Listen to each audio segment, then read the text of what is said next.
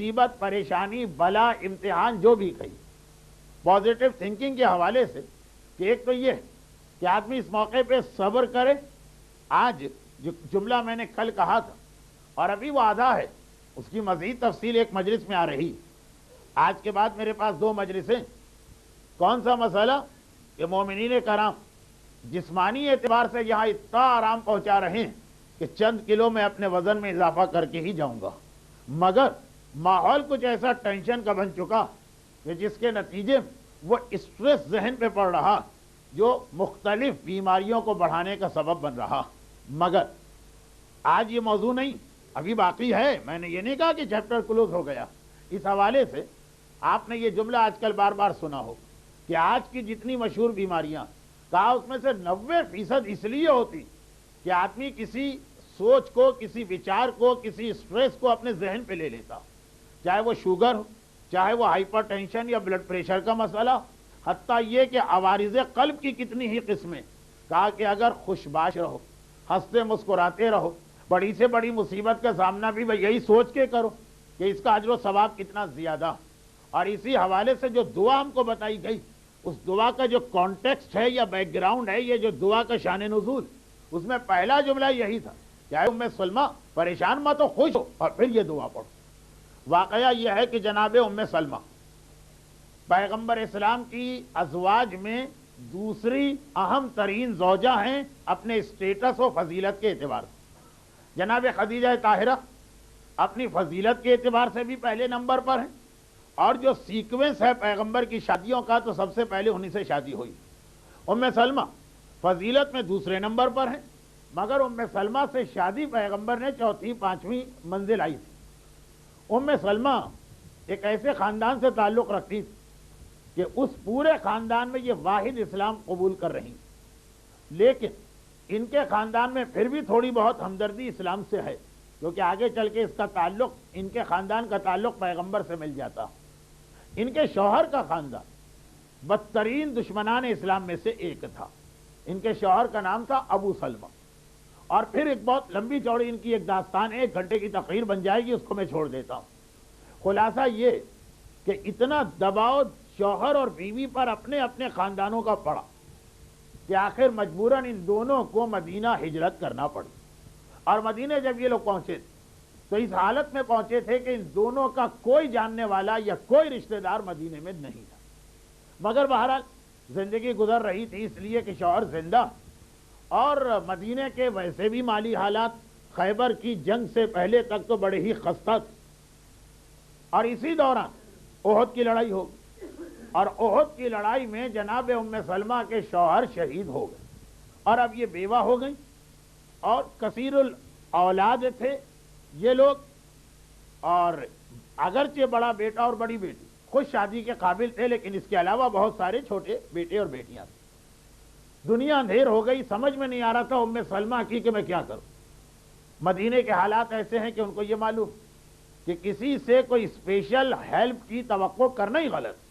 اتنا سارا مہاجرین کا دباؤ ہے مدینے پر کہ آدمی ہر ایک کی مدد نہیں کر سکتا.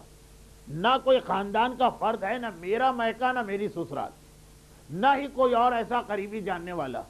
مدینے کے باہر ایک بستی تھی جہاں پہ سب سے زیادہ غریب وہاں جا کے رہتے تھے، قبا.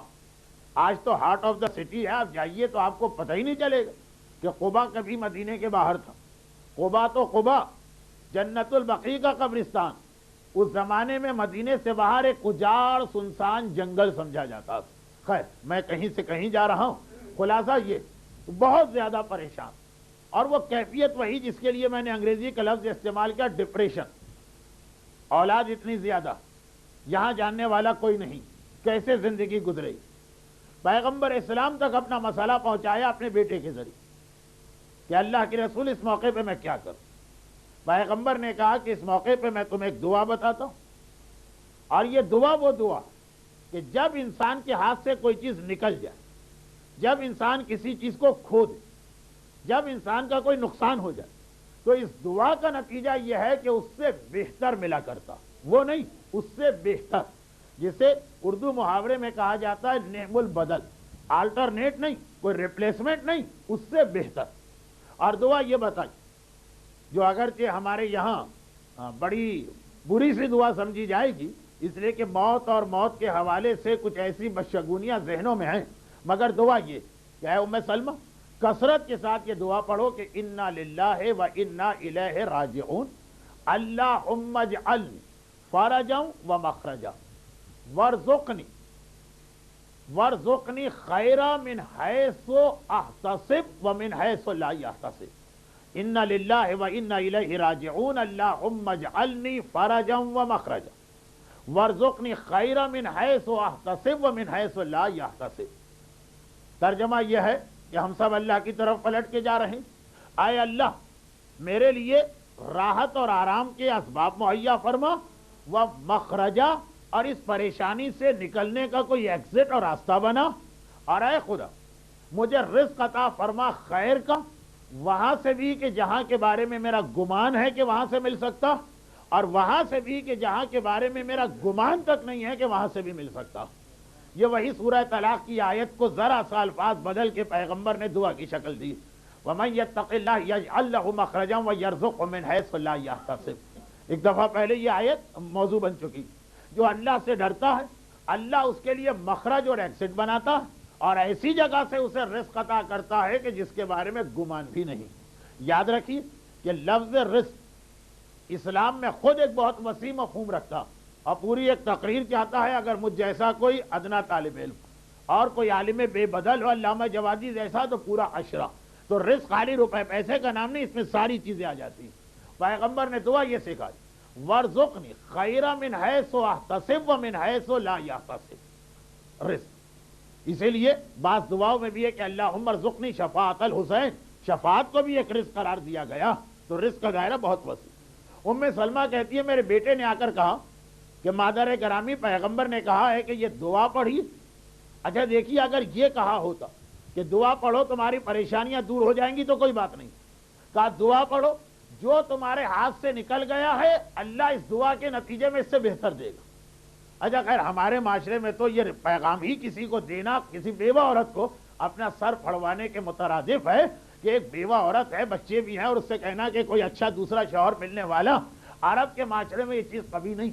مگر ام سلمہ کہتی ہیں کہ مخبر صادق کی حدیث میرے پاس آئی، پیغمبر نے میرے مسئلے میں پرسنل انٹرسٹ سے ایک دعا مجھے بتائی، اور میں نے دعا شروع کر دی، مگر دل میں ایک لمحے کے لیے یہ خیال آیا کہ اتنا بہترین شوہر پروردگار نے مجھے دیا تھا ابو سلمہ، اب اس سے بہتر شوہر ملنے کی کوئی گنجائش ہی نہیں۔ اور جہاں دیکھتی ہوں مدینے کے اندر کہ اگر فرض کیجئے کہ کہیں شادی بھی ہو تو کہاں ابو سلمہ جیسا کوئی شوہر مجھے نظر نہیں آ رہا، لیکن پیغمبر کا فرمان تھا تو یقین کے عالم میں یہ دعا پڑھتی رہی۔ یقین اپنی جگہ ہوتا ہے، وسوسہ اپنی جگہ ہوتا ہے۔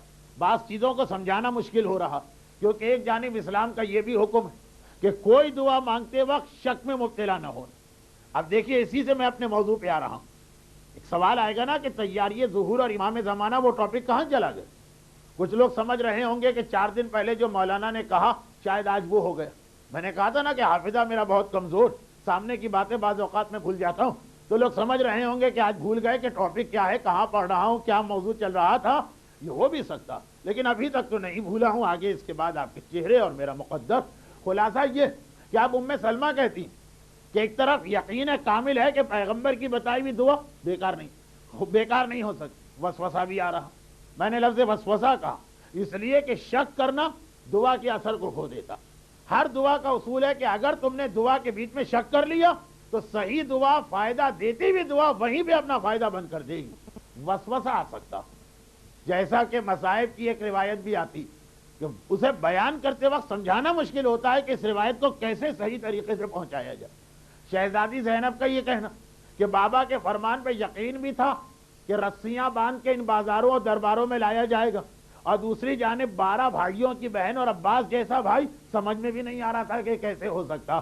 تو اب اس سمجھ میں آنے کا مقصد یہ نہیں کہ زینب جیسی صاحب معرفت خاتون اپنے علی جیسے بابا کے کلام پہ شک کرے۔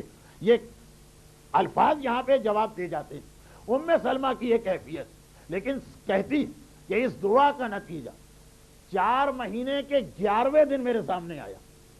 جیسے ہی 4 مہینے اور 10 دن پورے ہوئے، ہر ایک کو پتا ہے کہ یہ اسلام میں عدت، جیسے ہی 10ویں دن پورا ہوا 11ویں صبح لگی، اللہ کے رسول بے نفس نفیس مسجد النبوی سے پیدل فاصلہ طے کر کے قباء میں میرے گھر آتے اور آنے کے بعد براہ راست اپنی شادی کا پیام مجھے دیتے. اور اس اعتبار سے بھی میں نے کہا کہ جناب ام سلمہ کا واقعہ بڑا عجیب، اس لیے کہ خدیجہ طاہرہ کا واقعہ ملتا ہے اگرچہ وہاں کچھ اشارے خدیجہ کی جانب سے، یہاں تو ام سلمہ کے ذہن میں دور دور خیال نہیں. کچھ تو رشتے زبردستی پیغمبر کے سر پہ منڈ دیے گئے، اس کی تشریح چھوڑتی.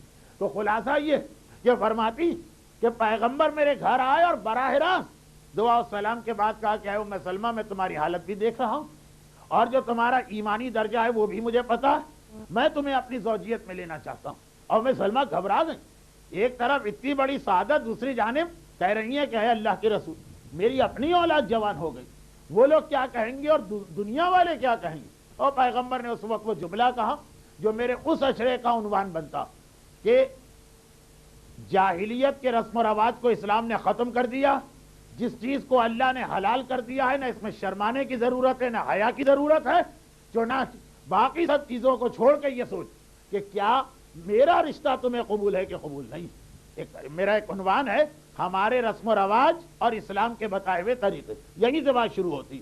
اور ام سلمہ کہتی کہ اس سے بڑی سعادت کسی عورت کو کیا ہو سکتی کہ پیغمبر خود اسے یہ آفر کریں کہ میری زوجیت میں آ جا. اور آج میری سمجھ میں آیا کہ دعائے انا للہ و انا الیہ راجعون، اللہم اجعلنی فرجا و مخرجا وارزقنی خیرا من حیث احتسب و من حیث لا یحتسب. میں سوچتی کہ ابو سلمہ سے بہتر شوہر دنیا میں کون ہوگا. اب نتیجہ دیکھا کہ اس دعا کے نتیجے میں کائنات کا سب سے بڑا شوہر یہ میرے مقدر میں آیا کہ میں اس کی زوجیت میں جاؤں. یہ کیسے دور بھیجے محمد والے